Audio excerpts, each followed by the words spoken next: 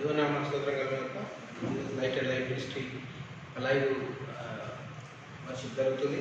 సమయంలో ఎవరైతే మీరు చూస్తున్నారో చూడాలని కోరుతున్నారు, మీకు వాక్యమైనటువంటిది వినాలి, వినటం వల్ల విశ్వాసం వస్తున్నారు. ఈ ప్రతి వాక్యం కూడా అమూల్యమైంది, అది ముత్యముల కన్నా శ్రేష్టం అన్నట్టు. కాబట్టి we welcome you to Jesus light and life ministries పరిచర్యలకు మిమ్మల్ని ఆహ్వానిస్తున్నాను. మరి వాక్యము ఒకవేళ మీరు ఎక్కడ పోనట్టయితే మీరు వాక్యం చర్చలకు వెళ్తలేం కాబట్టి వాక్యం ఆన్లైన్లో వాక్యం వెళ్ళచ్చు.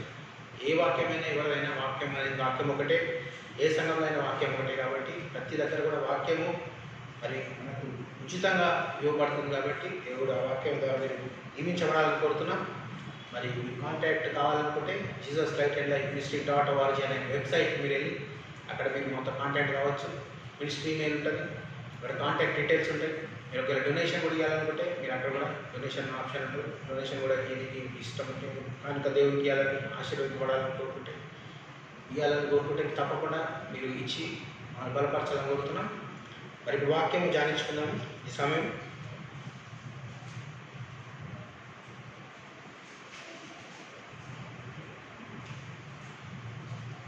దేవుడు ఏమంటున్నాడంటే మంచి ప్రణాళికలు కలిగి ఉన్నాను నేను.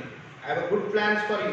కాబట్టి దేవుడు ఇప్పుడు ఇంత పరిస్థితులు మనం చూస్తున్నాం. ఈరోజు కరోనా వైరస్ ఇవన్నీ వస్తున్నప్పుడు అసలు నిజంగా ఇది ఏం జరుగుతుందనేది చాలామందికి చాలా గలిబిలి గందరగోళం. కాబట్టి ఒకటి గుర్తుపెట్టుకోనండి, బైబిల్ క్లియర్గా మన దేవుడు వాక్యంలో రాయబడింది ఏంటంటే మన పౌరస్థితి పరలోకం, ఏ లోకం కాదు, ఈ లోకం కాదు. ఈ లోకం గురించి మనం జీవిస్తలేము, కాబట్టి పరలోకం గురించి మనం జీవిస్తున్నాం. అది గుర్తుపెట్టుకోవాలి.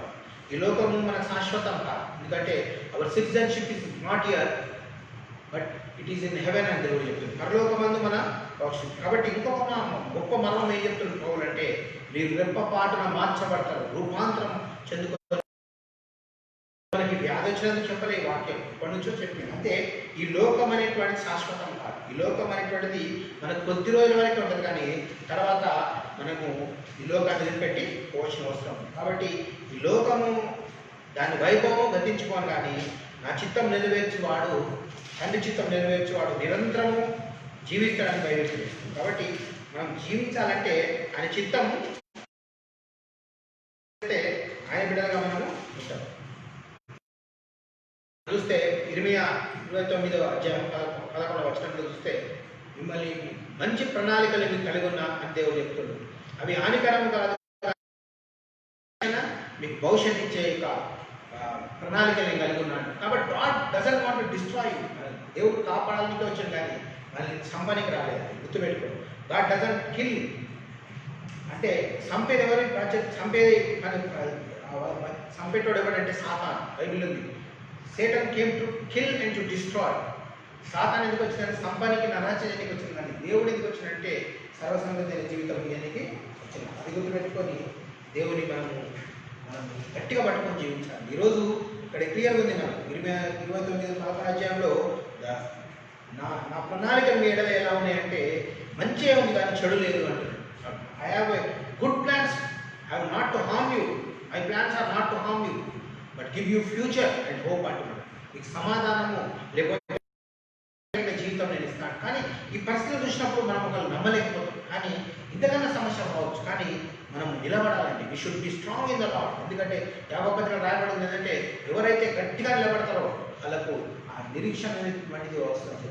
యూ విల్ గెట్ ఏ దేవుడి నమ్మకం, నిరీక్షణ. ఈరోజు చాలా మంది కోల్పోతున్నారు విశ్వాసంలో. ఇంకేం ప్రార్థన చేస్తాం, ఇంకేం ప్రేర్ చేస్తాం, ఇంకా ఏం జరుగుతుందో, రేపు ఏం జరుగుతుందో తెలుస్తలేదు. వాతావరణం అంతా కూడా మరి భయంకరంగా తయారైతుంది. వానలు పడతా ఉన్నాయి, మనకు 3 రోజుల నుంచి కంటిన్యూస్గా వానలు పడుతున్నాయి. అన్ని పరిస్థితులు మారుతున్నాయి. ఏం చేయాలన్నా భయపడవచ్చు, కానీ ఏదేమన్నా నువ్వు దేవుల్లో ఉన్నట్టయితే ఏమి కాదు. ఆ రోజు మీరు గమనిస్తే ఓడలో దేవుడు ఉన్నాడు, తుఫాన్ వస్తుంది, దేవుడు మీరు లేపుతున్నాడు. అయ్యా చచ్చిపోతున్నాం, మీకు గుర్తులేదా అంటే దేవుడు ఒకటే మాట్లాడాడు, ఏంటంటే అల్పవిశ్వాసులారా ఎన్ని రోజులు మీతో నేను ఉండాలా అన్నాడు దేవుడు. కాబట్టి ఈరోజు దేవుడు అడుగుతుండు, అల్పవిశ్వాసులారా ఎన్ని రోజులు మీతో ఉండాలి. కాబట్టి ఈరోజు మనం ఏం చేస్తున్నాం, వాట్ వీఆర్ డూయింగ్, మనం ఏం చేస్తున్నాం గుర్తుపెట్టుకోవాలి. ఏంటంటే మనం దేవుడిని నమ్ముతున్నామా, దేవుడిని డినై చేస్తున్నామా? కేవలం దేవుడు తెలియదని మనం ఒప్పుకుంటున్నాం, లేకపోతే అందరితో పాటు ఆయన కూడా ఒకటే, లేకపోతే అంత లోకంతో పాటు ఆయన కూడా ఒకటే అని మనం అనుకుంటున్నామా? లేకపోతే దేవుని మనం ఏ విధంగా నమ్ముతున్నాం? మన యాటిట్యూడ్ ఎలా ఉంది? దేవుని ఎడల మన యొక్క గురి, మన యొక్క వైఖరి ఎలా ఉంది అనేది కూడా గమనించాలి. ఎందుకంటే ఈరోజు వస్తున్నాయంటే కొత్తగా ఏం లేదండి, బైబిల్ ఆల్రెడీ ఉంది. ఎందుకంటే భయంకరమైన శ్రమ దినములు వస్తాయని బైబిల్లో రాయబడింది. ఎందుకంటే సముద్రం ఘోషిస్తుందని బైబిల్లో రాయబడింది. మరి భయంకరమైన ఉపద్రవాలు జరుగుతాయని, భయంకరమైన పరిస్థితులు లోకంలో వస్తాయన్నది. కానీ కొంతమంది ఫేత్లో నిలబడాలని కూడా ఉంది దేవుడు చెప్తున్నాడు. ఎంతమంది నిలబడతారో వాళ్ళు ధన్యులు. ఎవరు నిలబడలేదో వాళ్ళు మరి ఓడిపోయినట్టు మనం ఒప్పుకుంటే మన దేవుడు బిడ్డలు కాదు. ఎందుకంటే దేవుడు చనిపోయే పరిస్థితి కూడా ఆయన ఎప్పుడు ఓటమి ఒప్పుకోలేదు. ఆయన అనుకున్న దాన్ని నెరవేర్చినాడు అంతేగాని ఆయన ఎప్పుడు భయపడలేదు. సాగు కూడా భయపడలేదు. అమ్మ చచ్చిపోతానేమో అని భయపడలేదు. కాబట్టి దేవుడు అంత గొప్ప కాదు. కాబట్టి ఇక్కడ లూకా సువార్తలో మనం రాయబడినది ఏంటంటే, మనం ఇప్పుడే చెప్పిన వాక్యం 20వ వచనంలో లూకా సువార్తలో ఏం రాయబడిందంటే, భూమి ఆకాశం గతించిపోదు, నా వర్డ్స్ ఎప్పుడు కూడా గతించిపోదు. కాబట్టి మీరు కలవరపడకుడి అని దేవుడు. మీరు మత్తులై ఉండకండి, నిద్రావస్థలో ఉండకండి. ఎందుకంటే ఆ యొక్క రాకడ దినం ఒక సడన్ ట్రాప్ లాగా వస్తుందని దేవుడు చెప్తున్నాడు. ఆ ట్రాప్ లాగా వస్తుంది. మీరు చదివితే 23 నుంచి మీరు కొన్ని వచనాలు కింద చదివితే మరి 36 వరకు మీరు చదివితే అక్కడ క్లియర్గా రాయబడింది ఏంటంటే, యాంగ్జైటీస్, మరి ఈ లోక సంబంధమైన దిగుళ్ళు, చింతలు మనల్ని ఒక విధంగా నడిపిస్తాయి, మళ్ళీ పట్టేయాలనిపిస్తుంటాయి. కానీ మన విశ్వాసానికి కడత కొనసాగించేవాడు ఆయన వైపు చూస్తున్నాం, కానీ ఈ లోకం వైపు చూస్తున్నాం. We are not looking to the world, we are looking to Jesus, the author and the perfecter of your faith. ఆయన చూస్తున్నాం, కానీ ఈ లోకం చూస్తే మునిగిపోతాం. ఆ రోజు కూడా పేతురు కిందికి చూస్తుండు, అంతవరకు నడిచిండు. పేతురు నడుస్తా అన్నాడు, దేవుడు నడవాలి నాతో. నడిచిన కొంచెం దూరం వచ్చినాక అయ్యో నేను మునిగిపోతున్నాను. అప్పుడు దేవుడు అన్నాడు, ఎందుకు మునిగిపోతున్నాం అంటే, ఆయన ఎప్పుడైతే అవిశ్వాసం వచ్చిందో మునిగిపోతాం. ఈరోజు మనం అవిశ్వాసం వస్తే మనం స్ట్రింక్ అయిపోతాం, మునిగిపోతాం. కాబట్టి ఫేత్ అనేటువంటిది గొప్ప కార్యం చేస్తుంది. విశ్వాసం ఈరోజు మనం పరీక్షిస్తుంది దేవుడు. మనం ఇంట్లో దేవుడు బిడ్డలారా మీరు గుర్తుపెట్టుకోండి, విశ్వాసం మీరు పరీక్షింపబడుతున్నారు. మీరు విశ్వాసం పరీక్షింపబడుతున్నట్టు మీరు మన వైఖరి ఎలా ఉంటుంది, మనం ఎలా ఉంటున్నాం, విశ్వాసంలో మనం నిలబడతామా లేదా ఓడిపోతామా, ముందుకెళ్తామా ఇంతకెళ్తామా, ఎటు వెళ్తాం, అసలు ఏంది, వాట్ ఈస్ అవర్ ఫ్యూచర్ అనేటువంటి చాలా మంది గందరగోళం. అది చాలా మంది చనిపోతున్నారు. కరోనా ఇంకా మరి కంప్లీట్గా వ్యాక్సిన్ రాలేదు. ఇంకా కొంతమంది ప్రయోగాలు జరుగుతున్నాయి, కానీ ఇంకా రాలేదు. ఇంకా ఏం కూడా దాని గురించి స్పష్టత లేదు. కానీ ఈరోజు మనకు అవసరమే లేదు. అది మనకి ఏమొచ్చినా పర్వాలేదు. కానీ ఈరోజు నేను బ్రతుకున్నా, రేపు నేను చనిపోయినా, నేను క్రీస్తులో ఉంటా, నేను క్రీస్తు దగ్గర ఉంటా, ఆయన సన్నిధిలో ఉంటా, నేను పరలోకం వెళ్ళాలా, నరకం కాదు నేను పోయేది. నేను దేవుడిని పట్టుకున్నట్టే గట్టిగా పట్టుకోవాలి. దేవుడు ఒక మాట చాలా మాట్లాడాడు ప్రకటన గ్రంథంలో. ఏమిటంటే, నిలువెచ్చన ఉన్నవాడిని ఉమ్మివేస్తా. ఒక సంఘం అలానే ఉందంట, అక్కడ నిలువెచ్చన ఉందంట. అలా నిలువెచ్చన ఒకవేళ మీరు ఉన్నారా, మనం ఉన్నామా, మనం ప్రశ్నిస్తాం. నిలువెచ్చన ఉంటే దేవుడు ఏమంటాడు, నేను ఉమ్మివేస్తా అంటే వీళ్ళు సపరేట్ చేస్తాం. ఆయన వెలుగు నుంచి నేను దూరపరుస్తాడు. అటువంటి వాళ్ళు దేవుడు అక్కర్లేదు. అటొక్కాలు ఇటొక్కాలు, లోకంలో కొద్దిగా దేవుడిలో కొద్దిగా, కొంచెం చీకటి కొంచెం వెలుగు, కొంచెం దేవుడు కొంచెం లోకం, ఇటువంటి రెండు ఆప్షన్స్లో ఉన్నవాడిని దేవుడు ఇష్టపడాడు. ఉంటే ఇటాను, ఉంటే అటాను. అక్కడ చెప్తుండు ఏలియావాడు, ఉంటే ఇటానండి, ఉంటే అటాను. బయలుదేవాలైతే ఆ బయలుగాడు వెళ్ళండి, బయలు కాకపోతే దేవుడు యువ దేవుడైతే ఇట్లాంటి అని చెప్తాడు. అది రెండు మనసులో స్థానంలో ఉండడానికి లేదు. Should not have 2 opinions, only you should have 1 opinion. నీకు ఒక్కటే ఉండాలి, ఏంటంటే ఆయనే దేవుడు అని నువ్వు నమ్ముతావు. కానీ ఈయన దేవుడా, ఆయన దేవుడా, ఎవరి దేవుడా అని నువ్వు గందరగోళం పడే అవసరం లేదు. కాబట్టి దయచేసి నువ్వు గుర్తుపెట్టుకో, దేవుడు ఏం కోరుతుంది, what God wants from you. దేవుడు ఏం కోరుతున్నాడు, ఈ డబ్బులు అవసరం లేదు దేవుడు. నేనేం, వేర్ ఈజ్ యువర్ ఫెయిత్, విశ్వాసం ఎక్కడ ఉంది దేవుడు. అల్ప విశ్వాసంగా ఎన్నో ఇంకా ఉండాలి. అంత ఓటంతా గలిమి లేకపోతుంది. పండుకున్న హాయిగా దేవుడు ఎందుకు పండుకున్నట్టే ఆయన తెలుసు, ఈజ్ ఇన్ కంట్రోల్. ఆయన కంట్రోల్ చేయగలుగుతాడు. ఆయన చేతిలో చావే ఉంది. ఆయన వచ్చేవారండి, గాలి ఆగిపో, సముద్రమా నిమ్మలపడు, గాలి నిమ్మలపడు. అప్పుడు A to Z complete silence. సముద్రం అంతా కూడా ఏ అనేది కంప్లీట్గా సైలెన్స్. అప్పటి వరకు సముద్రం అంతా గలిబిలిగా గందరగోళంగా ఉన్న సముద్రం ఒక్కసారిగా నెమ్మదిగా సైలెంట్గా మన ఆగిపోయింది. నిజంగా గమనిస్తే దేవుడు ఎక్కడ ఉంటాడో అక్కడ గందరగోళం పక్కలున్నా అక్కడ సమాధానం ఇచ్చేవాడిని. అందుకే నా సమాధానం నేను ఇచ్చి వెళ్తున్నాను, లోకం ఇచ్చే రీతిగా కాదు. మీరు అనుకుంటున్న భవిష్యత్తు లేదేమో, I don't have any future. ఈరోజు మనం గుర్తుపెట్టుకునేది ఏంటంటే, ఈరోజు లోకం ఎన్ని రోజులైనా ఉంటా, ఎన్ని రోజులు నేను కష్టపడతా, ఏం చేసుకుంటా. అది ముఖ్యమైనది కాదు, అది అవసరమే, కానీ అది ముఖ్యమైనది కాదు. ఏది ముఖ్యమైనదంటే, నేను రేపు చనిపోయినా నేను ప్రభు దగ్గర ఉంటాను, నా కాన్షియస్ కరెక్ట్ ఉందా, నాలో కూడా పాపాలే ఉన్నాయా, లేకపోతే నేను ఇంటర్నెట్ పోతున్నా అడ్జస్ట్ చేసుకుంటా, లేకపోతే నేను మారుతున్నానా, నేను పరలోక మోనికి నేను కరెక్ట్గా ఉన్నానా లేదా అనేది ఫస్ట్ థింగ్. మనకు 100% మనం తెలియకపోయినా ఒక 20% అన్నా, ఒక 25% అన్నా లోపల కాన్షియస్ మనకు అర్థమైంది. నేను కరెక్ట్ ఉన్నది నాది నాకు అర్థమైపోతుంది, మీది మీకు అర్థమైపోతుంది. అప్పుడైతే మనకు కాన్షియస్ చెప్తున్నప్పుడు నువ్వు తప్పు చేస్తున్నావు, ఇమ్మీడియట్గా మీ షుడ్ రిపెంట్ టు గాడ్. మన దేవుని ఎప్పుడైతే ఒప్పుకుంటాం ఇమ్మీడియట్గా God will solve our problem. దానికి బయటకి తీసుకొస్తుంది. కాబట్టి మనం ఇంకా దాంట్లోనే ఉండుకుంటా, దాంట్లోనే మనం ఉంటే ఇంకా మనం బయటకు రాదు. కాబట్టి మనం బయటికి వచ్చే పరిస్థితి చూసుకోవాలి.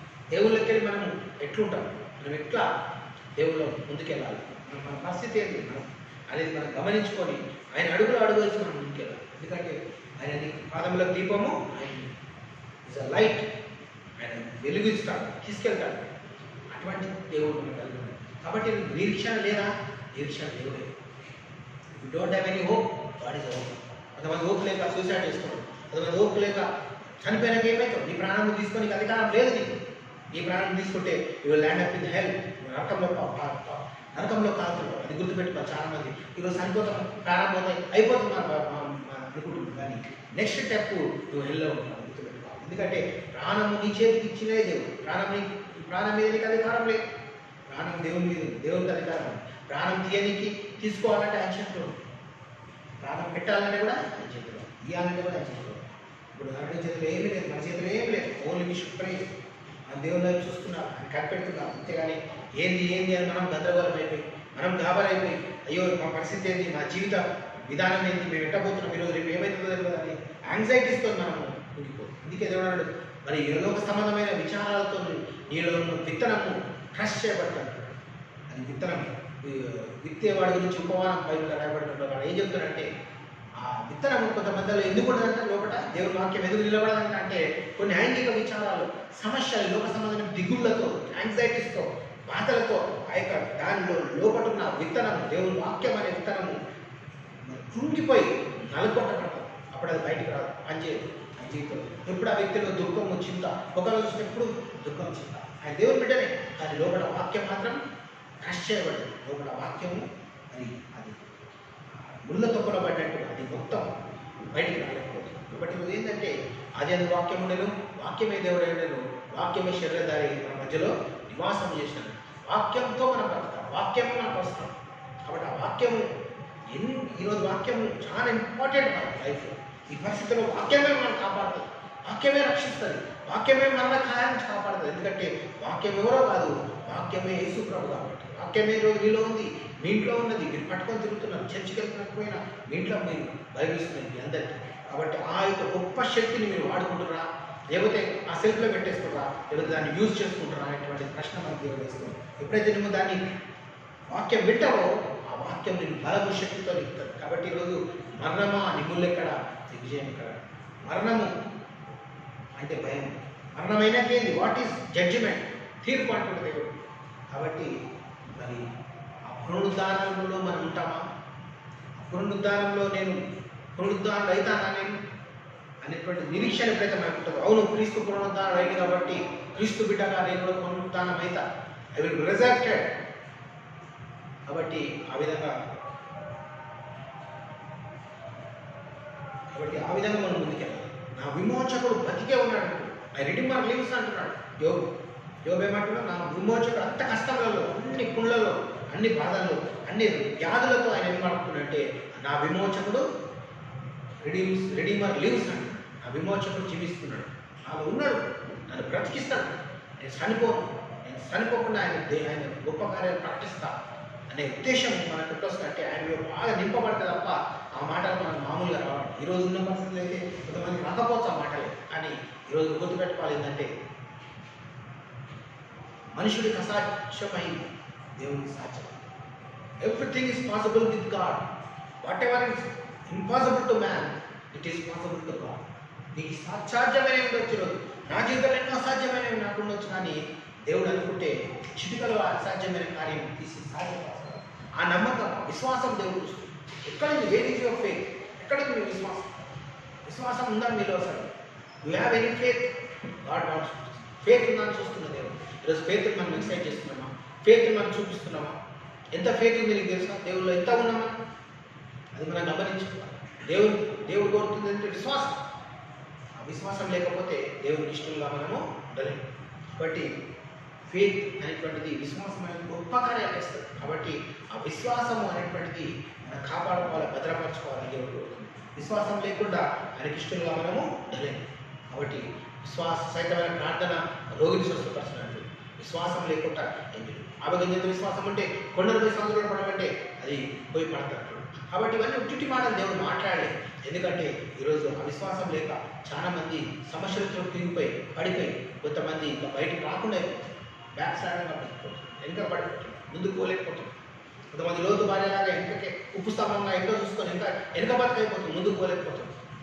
కాబట్టి మనము వెనుక చూసుకుంటాం, ముందు చూసుకోవాలి. ఎందుకంటే ముందు బైబిల్ ఏముందంటే మీ యొక్క విశ్వాసానికి కర్తగా కొనసాగించి వాడి వైపు నుంచి చూడండి. ఆయన వైపు మనం ముందుకుంటాడు, ఆయన ముందు ఉంటాడు, ఆయన వైపు మనం చూడాలి. అప్పుడు మన బాట మన మొత్తం కూడా తేలికై మనం ముందుకు వెళ్ళిపోయాం. లేకపోతే మనం ఎక్కడ ఉన్నాం అక్కడనే ఉంటాం. ఇక మనకు ఫ్యూచర్ అనేటువంటిది అందరం కూడా కనపడుతుంది. కానీ ఇక్కడ మీకు మళ్ళొకసారి ఉద్దేశించలేదు. ఈరోజు నేను ఆ వాక్యం మీకు చెప్పిన ఏంటంటే 29:11 వచనంలో ఏమిందంటే I have plans to prosper you not to harm you. నిన్ను ఆ ప్లాన్స్ లేకుండా అంటే నేను ప్రాస్పర్ చేయడానికి కానీ నేను హానిపరచడానికి కాదు, నిరీక్షణ ఏనికి భవిష్యత్తు ఏనికి అని దేవుడు చెప్తుండు. ఈరోజు నిరీక్షణ భవిష్యత్తు ఎవరి చేతులు ఉందంటే యేసుప్రభు చేతులు ఉంది. ఆయన భవిష్యత్తు నిరీక్షణ ఇచ్చిండు. మనకు ఒక ప్లాన్ లేకుండా మనం ఈరోజు లోకంలో రాలేదు. ఒక plan purpose God has given us. ఎందుకంటే ఆయన ఇచ్చిండు, మనకు ఒక పర్పస్ ఉంది, ప్లాన్ ఉంది. ఏదో వేగంగా మనం వెళ్ళిపోతున్నాం, ఏదో లోకంలో బతుకుతున్నాం, ఆనందిస్తున్నాం, పండుకుంటున్నాం, నిద్రపోతున్నాం, బయటికి వెళ్ళిపోతున్నాం, ఏదో అవుతుంది అచానక్ జరుగుతుంది అని మనం అనుకుంటే తప్పు. ఎందుకంటే గాడ్స్ ప్లాన్లో మరి ప్లాన్ ఉంది, కానీ ఆ ప్లాన్లో నువ్వు ఉన్నావా? ఆ ప్లాన్ ప్రకారం పోతున్నామా? దేవుని వాక్య ప్రకారం మనం వెళ్తున్నామా? ఆయన ఆజ్ఞాలుగా మేలుకుంటున్నామా? ఆయన చెప్పిన కమాండ్మెంట్స్కి లోబడుతున్నామా? అప్పుడే మనం దేవుడు ఉన్నట్టు, అప్పుడు ఉన్నట్టు కరెక్ట్గా. లేకపోతే ఒట్టిన దేవుడిని పుట్టించి కాబట్టి నువ్వు పాప జీవితంలో నడుతున్నా కూడా దేవుడు కాపాడుతానని దేవుడు చెప్తాడు. ఇక్కడ అది మాట మీరు గుర్తుపెట్టుకోవాలి. ఎందుకంటే దేవుడు ఉన్నవాడు దేవుడులా ఉండాలి. దేవుడు ఏం చెప్తున్నాడు? లిమిటెడ్ ఆఫ్ మీ, నన్ను పోలి మీరు జీవించండి, నేను ఎలా ఉన్నాను అలా ఉండండి. మీరు మీ ఇష్టానుసారమైన జీవితం నాకు అవసరం లేదు.